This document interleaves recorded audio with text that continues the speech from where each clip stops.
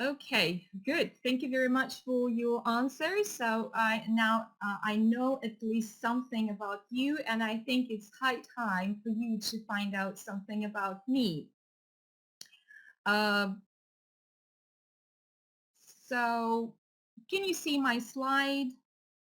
Can you see my slide now with my photo and many, many clouds around? Yes, good. Thank you. So uh, I have a little task for you.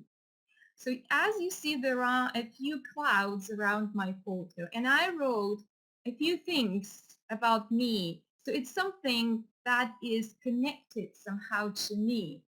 And I would like you to guess so how this information is related to me.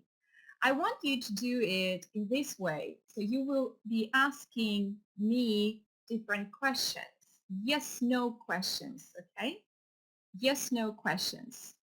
Um, so ask me yes, no questions just to find out what these things have to do with me and my personality.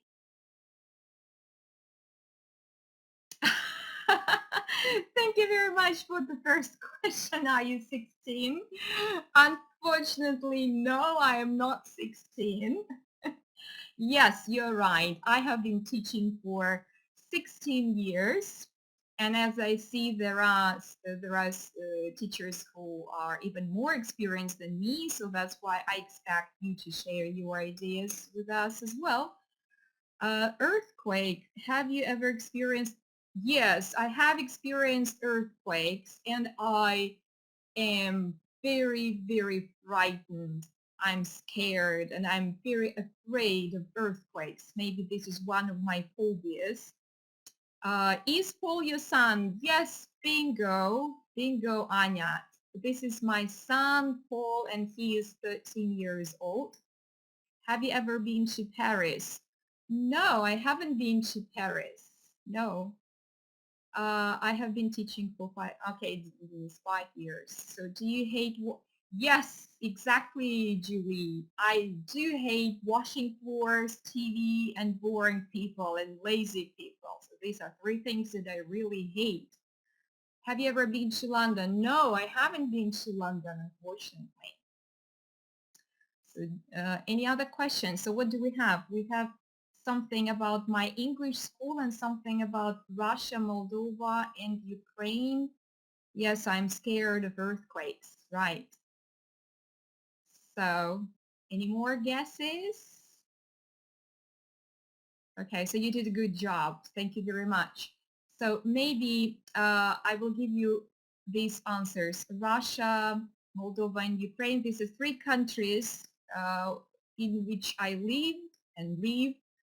So I was born in Russia, then I spent most of my life living in Moldova, and now I'm in Ukraine, in Odessa. I have been living here for 5 years, maybe 6, I don't remember. And yes, right, Irina, bingo, bingo. Is your dream to visit London? Yes, exactly. This is my dream, to visit London and to visit Paris. I really want to see these two places, and I hope that I will make it soon.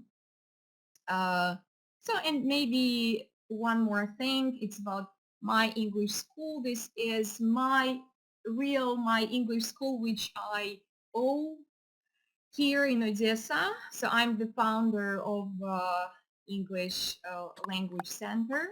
Uh, so where we teach kids and teenagers and adults and anybody who wants to know English. And maybe you know this from our group Contacte, because we post many pictures, different activities in that group, and you could see our pictures, our students, our teachers, and I hope you like all those pictures. So what about London? Yeah, I said that this is my dream to visit London one day. Okay, so now you know at least something about me. And what do you think about this icebreaker? So do you think it's a good idea to start your lesson in this way when you meet students for the first time. So I think you can easily write something like that on the board, and you can ask your students to ask you questions, and it will be a great practice for them to make different questions. Or you may ask them to use modal verbs of speculation. For example, they may say, Irina, you must have been teaching English for 16 years, or you may be afraid of earthquakes, or something like that. Yeah, and then after you tell them something about yourself, you can ask them to write the same and then present these papers and talk about each other. So, and believe me, when I meet students for the first time and I do this activity, they have lots of speaking practice and they really love the first lesson. And this is what I really need from them. For elementary, it is too difficult. I don't think so. If it's elementary, you can just make the task a little bit simpler. For example, you shouldn't ask them to ask questions, but just to make up sentences. For example, you teach for 16 years without grammar. I think you can adopt this kind of activity.